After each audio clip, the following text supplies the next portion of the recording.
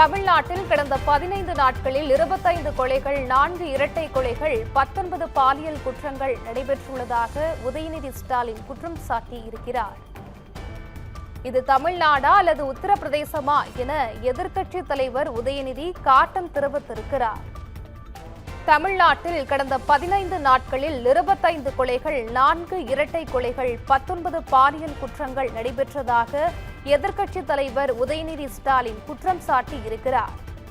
இதுகுறித்தான கூடுதல் விவரங்களுடன் சிறப்பு செய்தியாளர் காவியா இணைந்திருக்கிறார். வணக்கம்.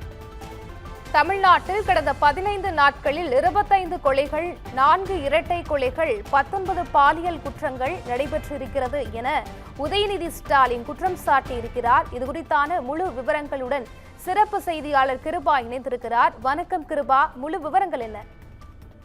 பவித்ரா வணக்கம். தமிழ்நாட்டில் கடந்த 10 நாட்களுக்கும் மேலாக பாலியல் குற்றங்கள், கொலைகள் உள்ளிட்ட சட்டம் ஒழுங்கு பிரச்சனை கேள்விக்குறியாக இருப்பதாக தொடர்ந்து எதிர்க்கட்சிகள் குற்றம் சாட்டி வருகின்றன. ஏற்கனவே அதிமுக பொதுச் செயலாளர் எடப்பாடி பழனிசாமி முதலமைச்சர் விஜய் சட்டம் ஒழுங்கு பிரச்சனையை சரிவர கையாளவில்லை என குற்றம் சாட்டியிருந்தார். அதே போல வழக்கம் போல செய்தியாளர் சந்திப்பை நடத்தாத முதலமைச்சர் தான் தற்போதும் வாய்த்திருப்பதாக அவர் கடுமையான விமர்சனத்தை முன்வைத்திருந்தார். தற்போது எதிர்க்கட்சி தலைவரும் திமுக அறிஞரணி செயலாளருமான உதயநிதி ஸ்டாலின் தற்போது இந்த விவகாரத்துக்கு கண்டனம் தெரிவித்திருக்கிறார். இது சம்பந்தமாக எக்ஸ் தளத்தில் ஒரு பதிவு வெளியிட்டிருக்கிறார். அதாவது தமிழ்நாட்டில் கடந்த 15 நாட்களில் 25 கொலைகள், 4 இரட்டை கொலைகள், 19 பாலியல் குற்றங்கள் என செய்திகளில் வந்த சம்பவங்கள் மட்டுமே இவை என குறிப்பிட்டிருக்கிறார். மாற்றம் என்று சொன்னவர்கள் ஆட்சியில் தமிழ்நாட்டின் சட்ட ஒழுங்கு மாறி இருப்பதற்கு இந்த சம்பவங்களே சாட்சி என்றும் அவர் சாடியிருக்கிறார். இதே போல கோவை சூலூர் சிறுமிக்கு நடந்த கொடுமையின் அதிர்ச்சியில் இருந்து மீள்வதற்குள் விழுப்புரம் மாவட்டத்தில் மற்றொரு சிறுமிக்கு பாலியல் வன்கொடுமை நடந்திருப்பதாகவும் சூலூர் சிறுமியின் தாய்க்கு சொல்லாமல் அவசரகதியில் உடல் எரிக்கப்பட்டிருப்பதாகவும் அவர் குறிப்பிட்டிருக்கிறார். மதுரை மீனாட்சி அம்மன் கோவில் அருகே சிறுவன் படுகொலை செய்யப்பட்டிருக்கிறார்.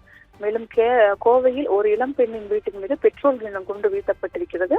முதலமைச்சரின் சொந்த தொகுதியான பெரம்பூரில் போதை கும்பல் ஒன்று 13 வாகனங்களின் கண்ணாடிகளை உடைத்து அட்டூழியம் செய்திருப்பதாக உதயநிதி ஸ்டாலின் குறிப்பிட்டிருக்கிறார். இது தமிழ்நாடா அல்லது உத்தரப்பிரதேசமா என்றும் அவர் கேள்வி எழுப்பியிருக்கிறார். அதே போல சிங்கப்பெண் அதிரடிப்படை எங்கே போனது என்றும் அவர் கேள்வி முன்வைத்திருக்கிறார். தேர்தலுக்கு முன்பு வீர வசனங்களை பேசிய முதலமைச்சர் இப்போது ஏன் வாய் திறக்க மறுக்கிறார் என்றும் அவர் வினவியிருக்கிறார். அதிகரிக்கும் குற்ற சம்பவங்களால் பொதுமக்கள் அச்சத்தில் தவிக்கும் போது இன்று காலை கண் துடைப்புக்காக காவல்துறை அதிகாரிகள் கூட்டத்தை நடத்தி பொத்தாம் பொதுவாக அறிக்கை விடுவதை ஏற்க முடியாது என்றும் அவர் குறிப்பிட்டிருக்கிறார். நிலைமையின் தீவிரத்தை முதலில் அரசு உணர வேண்டும் என்றும் பெண்கள், குழந்தைகளுக்கு எதிரான குற்ற செயல்களை தடுக்க முதலமைச்சர் ஆக்கப்பூர்வமாக என்ன செய்ய போகிறார் என்ற தமிழ்நாட்டின் கேள்விக்கு அவர் நேரடியாக பதில் சொல்லி ஆக வேண்டும் என்றும் உதயநிதி ஸ்டாலின் வலியுறுத்தியிருக்கிறார். பவித்ரா.